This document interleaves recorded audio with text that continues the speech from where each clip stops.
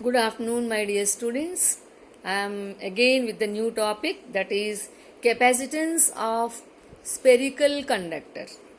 How do we find capacitance of spherical conductor? Right? Consider a spherical conductor. In the previous chapter, we have studied whenever you give charge to any conductor, charge lies only on the surface of the conductor. Inside the conductor, there is no electric field and there is no electric charge.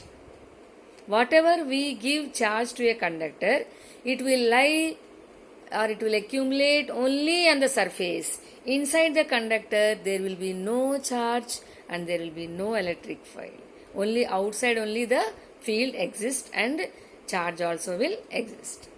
That we have already studied in lesson number 1. Right? In Gauss application, Gauss theorem and applications, we have done it already. Right? So, capacitance of a spherical conductor I said.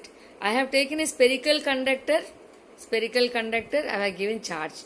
Only charge lies on the surface of the conductor. Right? So, when I take the spherical conductor here, look here, spherical conductor, we know the point P is here, What is the expression for potential at a point P due to a spherical conductor? We know that V is equal to Q by 4 pi epsilon naught R. Because I kept the conductor in air or free space, air. So epsilon naught. If I keep it in medium, it will be epsilon m. You know it. I need not tell you about that. You have done in the lesson number 1 here.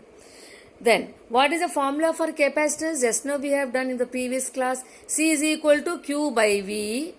That is Q upon, what is V? Q by 4 pi epsilon naught R. Q and Q gets cancelled. Then what is left here? C is equal to 4 pi epsilon naught R. Right? The capacitance of a spherical conductor when it is kept in air is given by 4 pi epsilon naught R. What is the value of 4 pi epsilon naught? 1 upon 9 into 10 raised to 9, okay, into R. R is the radius of the spherical conductor. So, on what factors the capacity of a spherical conductor depends? Number 1, the size of the conductor, that is radius. Number 2, it depends on the capacitance of a spherical conductor, depends on the medium in which the conductor is placed. Right? The medium in which the conductor is placed. Okay. So that means if you want to increase the capacitance, if you want to store more charge in that conductor, what is the other alternate? Either you should keep it, you should increase the radius, but all the time it is not possible.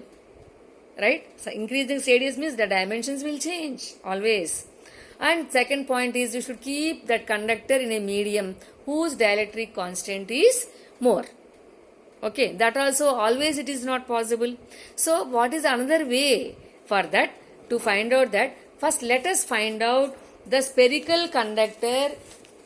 Example is Earth. Let us find out the capacitance of Earth. What is it? Earth is a spherical conductor. You know that here. So, we know that the radius of the Earth is 6.4 into 10 raised to 6 meters. Right? And suppose if you want to get 1 farad of capacitance, we know that C is equal to 4 pi epsilon naught R. Isn't it? C is equal to 4 pi epsilon naught R. Or R is equal to what here? C upon 4 pi epsilon naught R here. What is 4 pi epsilon naught or 1 upon 9 into 10 raised to 9, and the radius of Earth is 6.6 into 10 raised to 6 meters. So if you calculate the radius of the capacitance of the Earth is given by 0.77 into 10 raised to minus 3 farads. Very less. 10 raised to minus 3 means millicoulombs. Even not even 1 farad also. Suppose if you want to get 1 farad of capacitance, then what should be the size of the conductor? Let us find out. The size of the conductor is 1 farad I want. R upon 9 into 10 raised to 9. That is, the value of R is 9 into 10 raised to 9 meters. Means 9 into 10 raised to 9 meters, meaning is we have to take a conductor whose radius is 10 raised to 3 times than that of the earth to get only 1 farad capacitance. Is it possible practically? No. So to increase the size of the conductor, to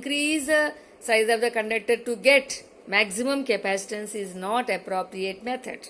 So we need to find out the another method. Clear?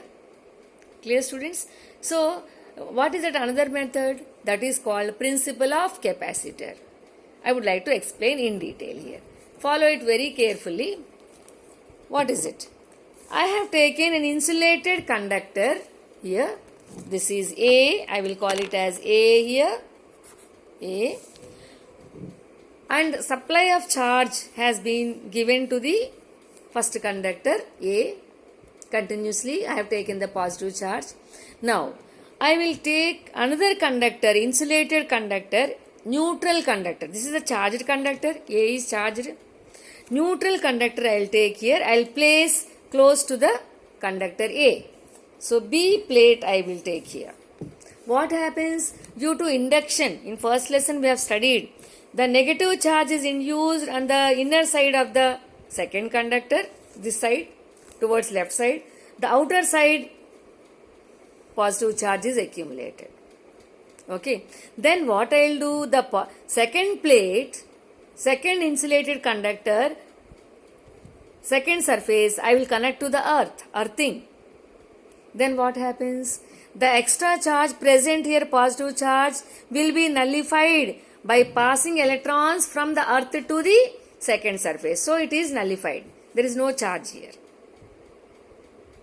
Once again I will repeat the step. Take an insulated conductor, charged conductor, place another conductor nearer to this neutral conductor. Then negative charge is created the left side. On the outer side positive charge is created. Outer side I will connect to the earth. Then this charge will go away. Then there is plus and minus here, equal charge, plus sigma and minus sigma. That is, sigma is the charge density here. You know that equal and opposite charge densities. There exists electric field between this and potential will decrease. Here negative charge is there. To bring the charge from here to here, we need a very little potential here. Potential is decreased, so we know that C is equal to Q by V. If V is decreasing, C is maximum. Got it? We know that C is equal to Q by V. E is reduced, so V is reduced. So we know that C is equal to Q by V. So C is equal to Q by V. V is less, minimum. So C is equal to Q, that is maximum here. In this way, we can achieve or the arrangement to increase the maximum amount of charge here.